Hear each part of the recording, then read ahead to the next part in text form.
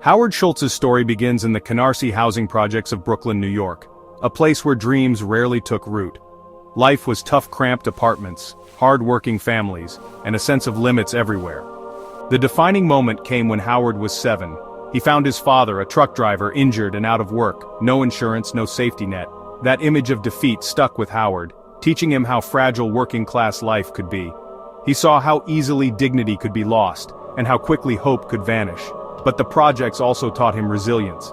He learned to navigate hardship, to find strength in community, and to dream of something better. Sports became his escape, the concrete courtyards his field of hope. These early years forged his character, lessons in struggle, dignity, and the need to belong. Howard didn't know how, but he was determined to build a different world.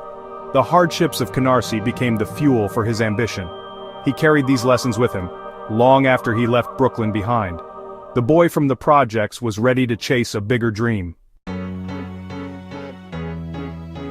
For Howard, football was the ticket out. He wasn't a star, but he was determined. Enough to earn a scholarship to Northern Michigan University. College was a new world, far from the projects, and he was the first in his family to go.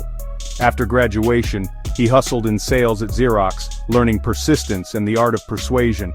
Then came a job at Hammerplast, a Swedish housewares company, where he learned to manage a business. These jobs weren't glamorous, but they were his real education.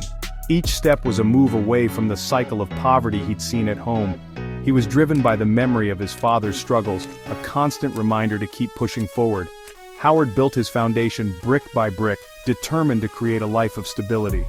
Every sale, every promotion, was a step toward a future he could control. He was no longer just escaping, he was building. The fear of failure became his motivation. Howard was ready for the next opportunity. Howard's life changed when he noticed a small Seattle company, Starbucks, ordering lots of coffee makers. Curious, he visited and was captivated by their passion for quality beans. He joined as director of marketing, but a trip to Milan, Italy, changed everything. In Milan, coffee bars were vibrant hubs of community, a third place between home and work. Howard saw that Starbucks was missing the experience, not just the coffee. He returned, inspired to bring Italian coffeehouse culture to America. He pitched the idea: serve espresso, create community, build connection. The founders disagreed. They wanted to sell beans, not run cafes. They feared it would ruin the brand. Howard's vision was rejected. But he couldn't let go of the idea. He saw what Starbucks could become. The answer was clear. If they wouldn't do it, he would. Howard was ready to take a risk. The coffee revolution would have to start on his own terms. The rejection stung, but Howard's conviction was unshakable. In 1985, he left Starbucks to launch his own coffee bar, Il Giornale. Raising money was brutal. 217 rejections out of 242 pitches. Investors doubted Americans would pay for premium coffee or linger in a cafe. Howard risked everything: career, savings, security, on a dream almost no one believed in.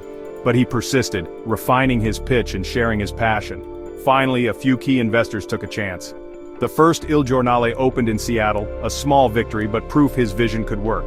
Howard was no longer just a dreamer, he was a business owner. The Italian coffeehouse experience had arrived in America.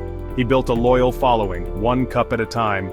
The journey was lonely, but Howard's resolve never wavered.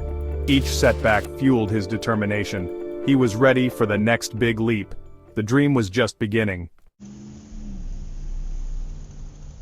Il Giornale's success proved Howard right. Seattle embraced his vision. Meanwhile, Starbucks founders decided to sell. Howard saw the chance of a lifetime: merge his coffee bars with the Starbucks brand.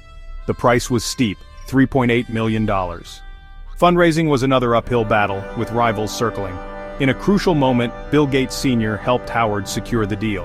In August 1987, Howard bought Starbucks and became CEO. He merged the two companies, launching the Starbucks we know today. Expansion was rapid, first Seattle, then Chicago, Vancouver, and beyond. The third-place concept resonated everywhere. Starbucks became a national brand built on community and connection. Howard's vision was now a fast-growing reality. The boy from Brooklyn was building a global giant. The coffee revolution was underway. As Starbucks grew, Howard never forgot his roots. His father's struggles inspired him to build a company that valued its people. In 1988, Starbucks offered health insurance to all employees, including part-timers. Critics called it crazy, but Howard knew it was right. He wanted to create the security his family never had. In 1991, he introduced Bean Stock, giving every employee a stake in the company. Baristas became partners, sharing in Starbucks' success. These moves transformed retail jobs into real careers. Howard proved a company could be both profitable and compassionate. Investing in people built loyalty and exceptional service. Starbucks culture became its secret ingredient. The pain of Howard's past became the purpose of his leadership. He was building more than a business. He was building a legacy. Howard Schultz's journey shows that origins don't define destiny. He turned hardship into fuel, rejection into resolve. His vision for Starbucks was about more than coffee. It was about dignity, community, and opportunity. He faced countless setbacks but never lost sight of his purpose. Howard built a company that honored his father's memory and redefined what it meant to be a responsible employer. Health insurance, stock options, and respect became the foundation of Starbucks culture. He proved business success and compassion could go hand in hand. Howard's story is a testament to the power of choice. We can't choose where we start, but we can choose how we respond. Obstacles became opportunities, pain became purpose. Howard built a legacy of connection, one cup at a time. The American dream isn't guaranteed, but with determination, it's possible. From the projects to pour-overs, Howard Schultz chose to create a better future.